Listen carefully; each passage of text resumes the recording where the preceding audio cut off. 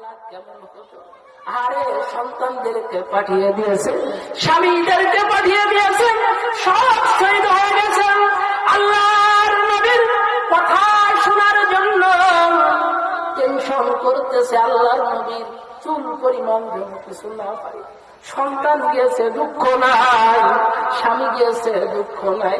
আমার নবী ঠিক আছে কিনা, আমার নবী সুস্থ আছে কিনা, আমার আপনার পয়গম্বরের মুহাব্বত অন্তরে যদি ধারণ করতে হয়, কেমন ইমান, পয়গম্বরের মুহাব্বত যদি অন্তরে যদি বীজ যদি রোপণ না করতে পারি, ধারণ না করতে পারি, ইস্তেকামতের সহিত যদি না থাকতে পারি, তাহলে আপনি মুমিন হতে পারবেন না।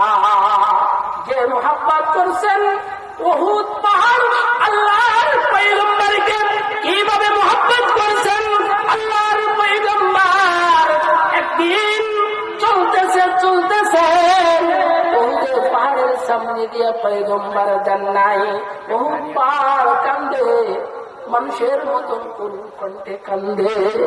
আল্লাহ পাক রব্বুল আলামিন হযরত জিবরিল আমিন আলাইহিস সালাতু ওয়াস সালামকে পাঠিয়ে দিলেন, যাও পয়গম্বরকে সংবাদটা জানিয়ে দাও। উহুদ পাহাড় মুহাব্বত করে, উহুদ পাহাড় মাটির স্তূপ পর্যন্ত পয়গম্বরকে মুহাব্বত করে। কি মুহাব্বত!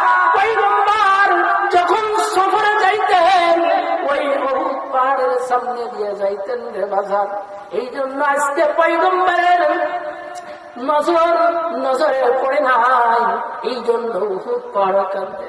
হাজা উহুদ, উহুদ কাঁদে, উহুদ কাঁদতেছে। জিবরিল আমিন বলতেছে, পয়গম্বর সাহাবাদের কাফেলা নিয়ে বলতেছে, না আমার বাবা যাওয়া যাবে না।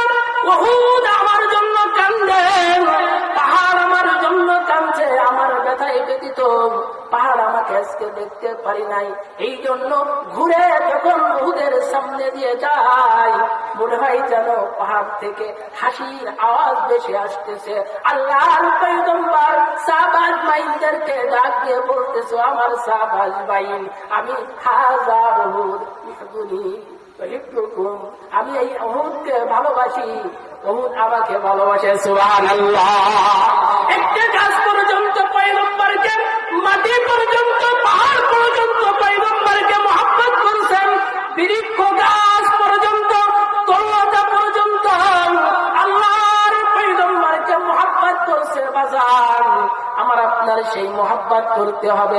উস্তুনে হান্নানা খাজুর গাছ যখন মসজিদে নববীর গাছটা যখন সরায়া দিয়ে যখন মেম্বার তৈরি করতেছিল, গাছটা খটখট করে আওয়াজ দিয়ে মানুষের সুরের মতন, উটের সুরের মতন আওয়াজ দিয়ে মতন কাঁদছিলেন।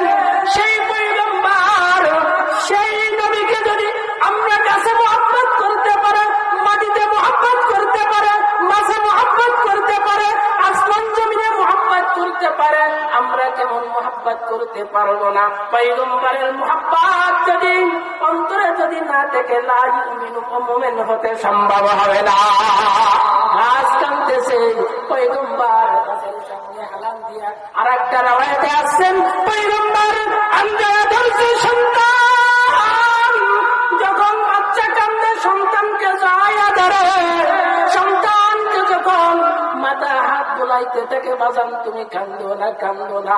পয়গম্বর একটা খাজুর গাছকে আঞ্জায়া ধরে বলতেছে, খাজুর গাছ কি হয়েছে, তুমি কান্দো কেন?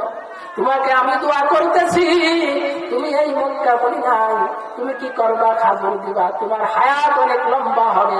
পয়গম্বর বলতেছে, খাজুর গাছ বলতেছে, ইয়া রাসূলুল্লাহ, আমি ওটা চাই না, আমি খাজুর গাছ, আমি নবীর, আপনি নবীর সঙ্গী হতে চাই।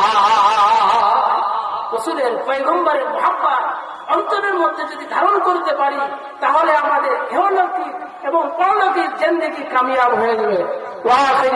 আলহামদুলিল্লাহ রাব্বিল আলামিন।